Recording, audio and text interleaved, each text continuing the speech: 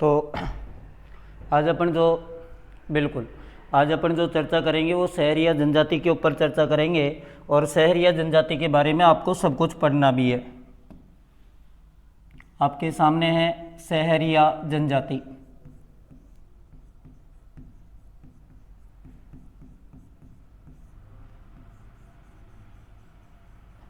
शहरिया जनजाति की यदि मैं बात करूं आपसे, तो शहरिया जनजाति एक तो आपको बतानी है कहाँ पर है, कौन सी तहसील में है,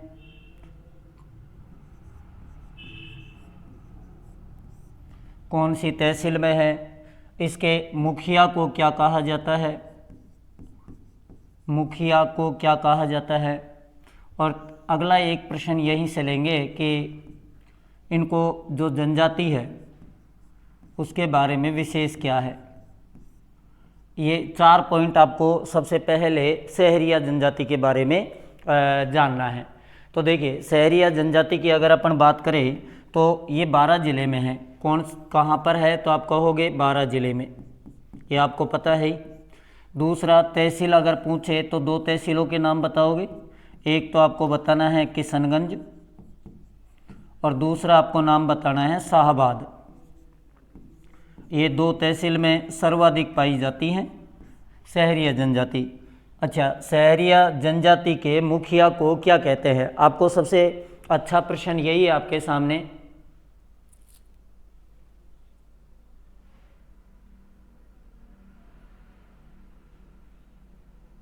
अच्छा, शहरिया जनजाति के मुखिया को, देवाराम जी निश्चिंत रहे।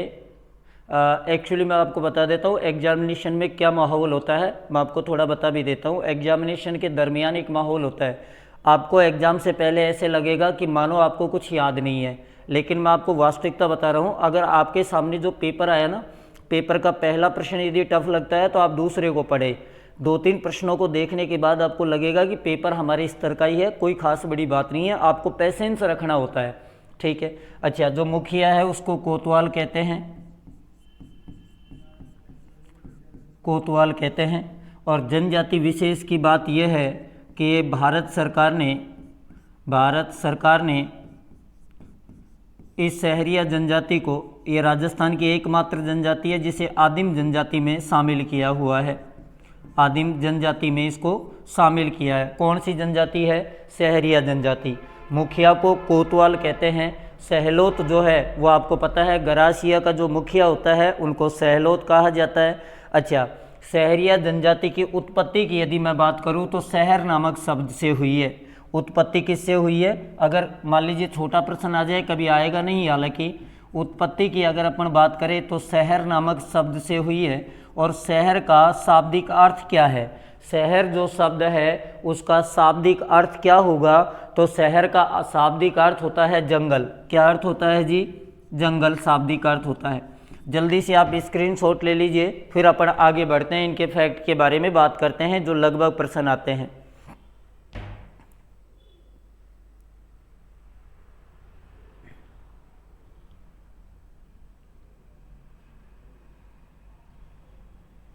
देखिए, आगे अपन बात करें शहरिया जनजाति की।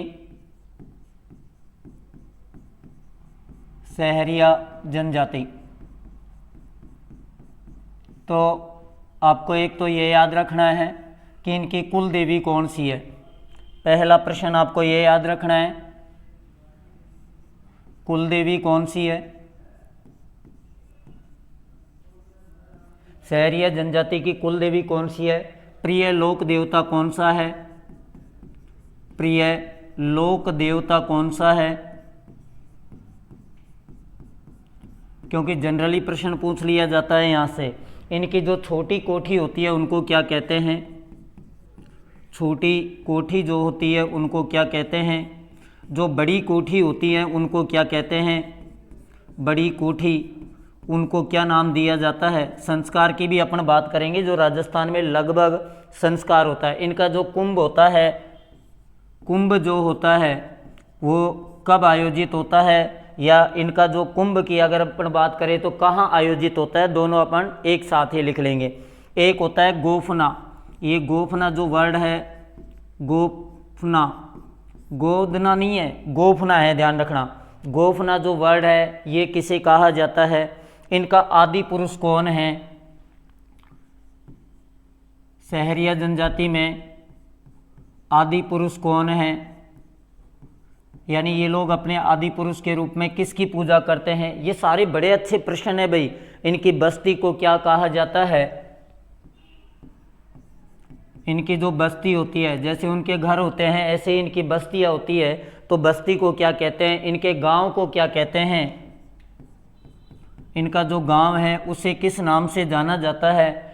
गांव को सहरोल कहा जाता है, ध्यान रखना। पंचायत का मुखिया मैंने पहले ही लिखा दिया। एक इनके पंचायतों के प्रकार होते हैं जो अपन आगे चलकर लिखेंगे कि पंचायत जो होते हैं वो कितने प्रकार की इनके पंचायत होती है।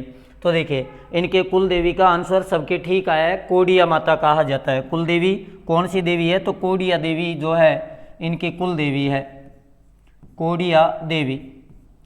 अगर अपन बात करें प्रिय लोक देवता, तो तेजाजी जो हैं वो इनके प्रिय लोक देवता है। तेजाजी जो हैं प्रिय लोक देवता है। जो छोटी कोठी होती है उनको कुशीला के नाम से जाना जाता है, कुशीला। छोटी कोठियों को क्या कहा जाता है? तो कुशीला कहा जाता है। बड़ी जो कोठी होती है उनको भडेरी कहा जाता है, भडेरी के नाम से बड़ी कोठियों को जाना जाता है। आदिवासियों के कुंभ जो है वो सीताबाड़ी का मेला है, जो केलवाड़ा का मेला है। सीताबाड़ी कह दो, सीताबाड़ी, सीता माता अलग है, ध्यान रखना। सीताबाड़ी, केलवाड़ा बारा, केलवाड़ा बारा। ये रीट L1 में एक बार प्रश्न आया था, केलवाड़ा के नाम से दे दिया, सीताबाड़ी के नाम से नहीं दिया। अच्छा, मैं भी आपको बता रहा था जो गोफना होते हैं, कुशीला छोटी आटे रखने की भंडेरी, हाँ ठीक है। अच्छा, जो वनों में बना लकड़ी का जो घर होता है, वनों में बना लकड़ी का घर, लकड़ी का जो घर होता है उसको कहा जाता है गोफना। अच्छा, इनकी बस्ती को क्या कहते हैं? बस्ती को सहराना कहते हैं। आदि पुरुष जो है वो वाल्मीकि जी है, वाल्मीकि जी जो है इनके आदि पुरुष है। इनकी बस्ती को सहराना कहते हैं और इनके जो गांव होते हैं उनको सहरोल के नाम से जाना जाता है। सहरोल गांव होता है, लेकिन मुखिया जो होता है वो कोतवाल होता है। नहीं, कल नाइट को रहेगी 8 से 10। ओके। एक और चीज ध्यान रखना, इनमें दहेज प्रथा का प्रचलन नहीं है, दहेज प्रथा का प्रचलन नहीं है। इनमें एक संस्कार होता है, मैं लिख देता हूँ, धारी संस्कार। धारी संस्कार इन्हीं में किया जाता है। और धारी संस्कार क्या होता है? व्यक्ति की मृत्यु के बाद उनमें जो पग चिन्ह बनते हैं,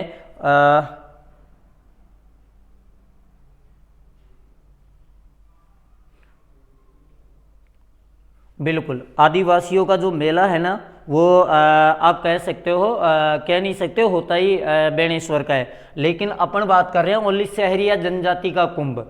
सहरिया जनजाति का जो कुंभ है वो आपको ध्यान रखना है, सीताबाड़ी केलवाड़ा बारा में। और एक बार प्रश्न आया था, ये कब आयोजित होता है? तो ज्येष्ठ अमावस्या को, ज्येष्ठ अमावस्या को। वो प्रश्न अलग है जी, ये प्रश्न अलग है, ठीक है। आगे बात समझ में। पंचायत के 3 प्रकार होते हैं, जल्दी से स्क्रीनशॉट ले लीजिए। एक तो पंचताई होता है, एक एकादशी होता है, और एक होते हैं इनकी जो पंचायत होती है 84 होती है। हाँ, धारी संस्कार होता है। धारी संस्कार में मैंने आपको समझा भी दिया कि धारी संस्कार में व्यक्ति के मरने के बाद उसके पद चिन्हों के अनुसार ये अगले जन्म की वो करते हैं कल्पनाएं। अच्छा, अगर अपन बात करें पंचायत, पंचायत के कितने प्रकार हैं? तो सहरिया जनजाति में जो पंचायत के प्रकार हैं जी वो 3 प्रकार हैं। कौन कौन से हैं? तो देखिए, एक जो प्रकार है उसको कहते हैं पंचताई, दूसरा जो प्रकार है उसको कहते हैं एकादशी, ये 11 गांवों की पंचायत होती है। और तीसरी जो होती है उसका नाम है 84, तीसरी जो पंचायत है उसका नाम है 84। ये 84 गांवों की होती है, ये 11 गांवों की होती है। इस प्रकार इनमें 3 प्रकार की जो पंचायतें हैं वो बताई गई है। मनीषा जी नमस्कार। ठीक है, आ गया होगा समझ में अच्छी तरीके से। एक और जनजाति आप पढ़ लीजिए क्योंकि उसको अक्सर कम पढ़ाया जाता है, और वो जनजाति आपके बीच में डामोर जनजाति। डामोर जनजाति, इस जनजाति को बहुत कम पढ़ाया जाता है क्योंकि मेन रूप से प्रश्न वहीं से बन जाते हैं, तो इसलिए इसको पढ़ाया भी कम जाता है। लेकिन हो सकता है प्रश्न यहाँ से दे दे, कोई भरोसा नहीं है, प्रश्न कहाँ से भी आ जाए, तो आपको पूरी चीज़ याद होनी चाहिए। ये मूल रूप से कहाँ की है? डामोर जनजाति जो है मूल रूप से कहाँ की है? राजस्थान में। कहाँ मिलती है? राजस्थान में कहाँ मिलती है? डामोर जो जनजाति है राजस्थान में कहाँ मिलती है?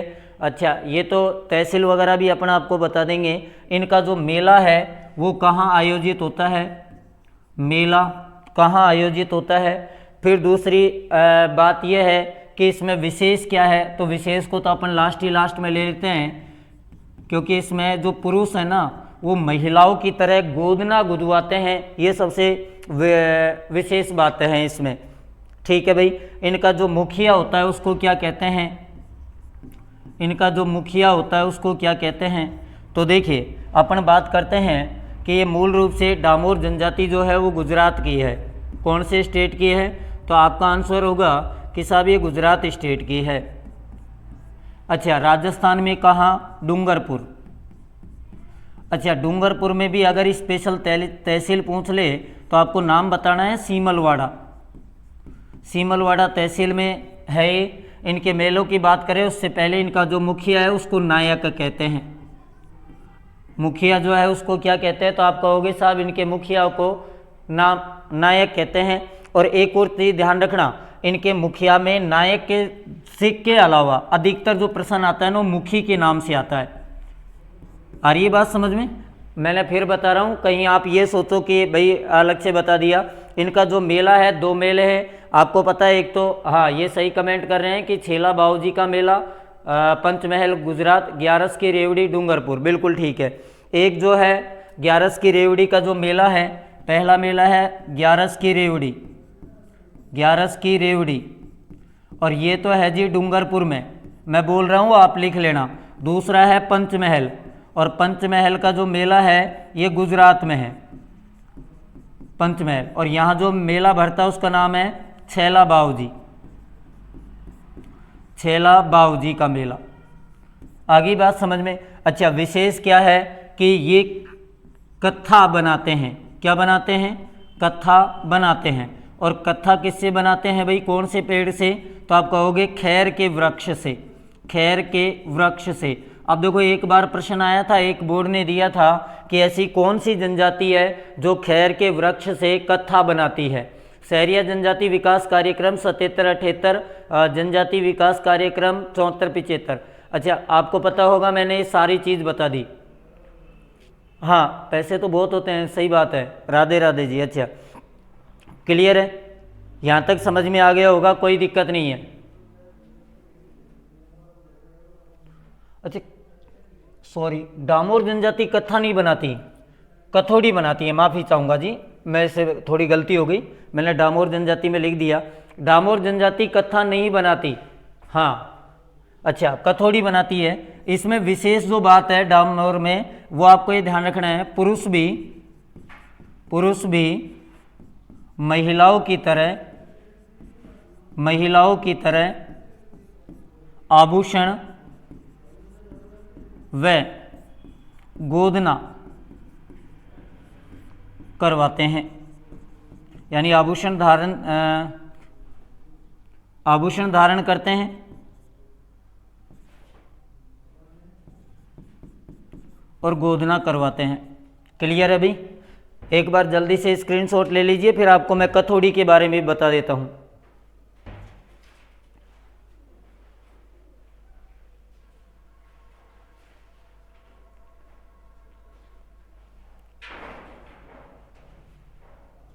ठीक है, हाँ, ढोल बजाते हैं, बिल्कुल ठीक है।